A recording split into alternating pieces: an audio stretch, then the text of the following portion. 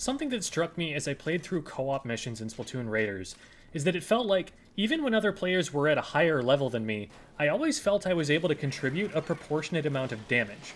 That seemed weird to me, since they had higher level gear. I decided to run some tests to figure out why it feels that way, and I can't be 100% sure, but I think I've figured it out.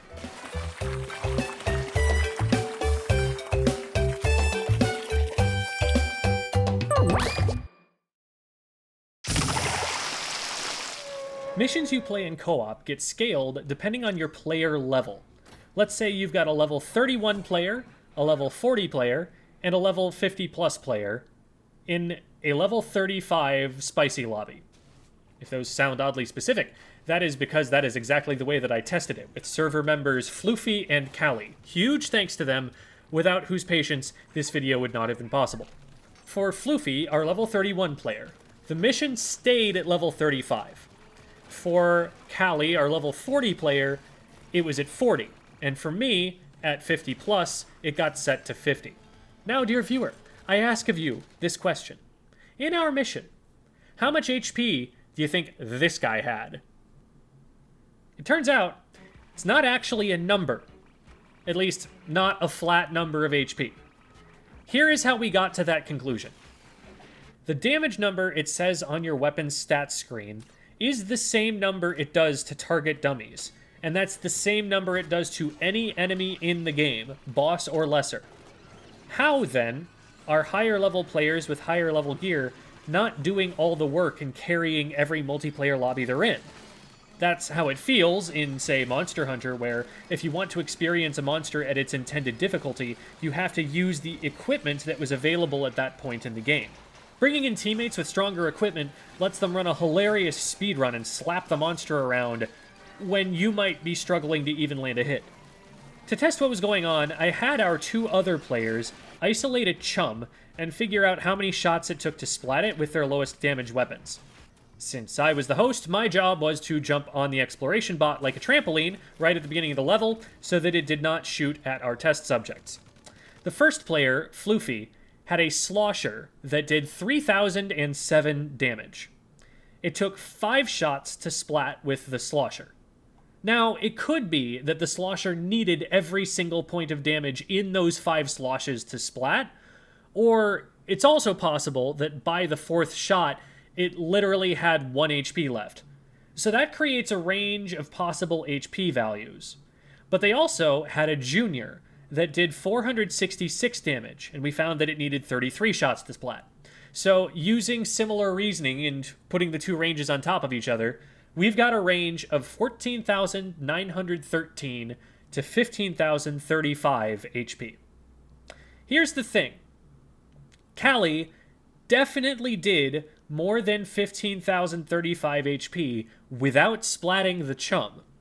Callie's dualies did 2,137 damage, and he needed 9 shots.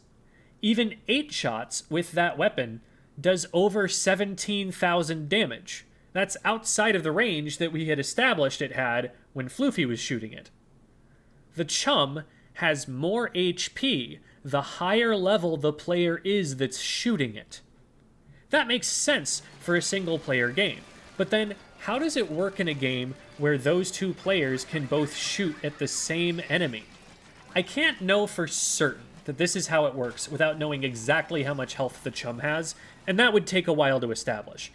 But I've tested enough combinations of damage numbers between Floofy and Callie that I believe I know the answer. I believe that when you do damage, the game is really thinking about the percentage of its health bar that you depleted at your level of difficulty. If a level 35 chum has 15,000 HP, and your weapon deals 3,000 damage, you have done 20% of its health. If somebody else does the other 80%, it's going to be based on whatever 80% of the health bar is at their level.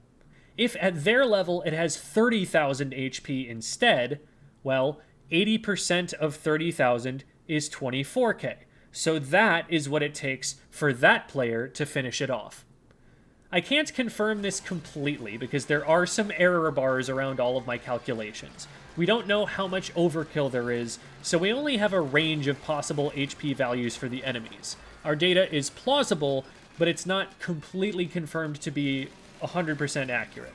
Data miners could confirm this a lot more precisely. Still, we tried different numbers of shots, 16 and 5, 27 and 2, and the predictions were right every time that was exactly how many shots it should take. So what are the broader implications of all this math? What's the point? Lower level players have just as much of an impact on the team's performance as anyone else. Even if their damage numbers are lower, they're still doing the same percentage of DPS to any of the enemies. Higher level players shouldn't feel bad about bringing their best gear, and if they're bringing gear that's lower level than the level of the mission, they should expect a challenge proportionate to that gap. They can also expect rewards according to how the level is scaled for them, not their teammates.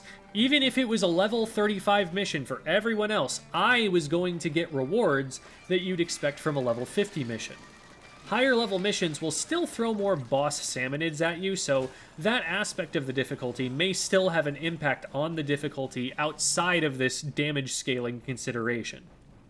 If you have any corrections to my math, feel free to let me know in the comments, and if you're a data miner willing to dig in to confirm this information, please DM me, and, be my friend, because I think you're cool.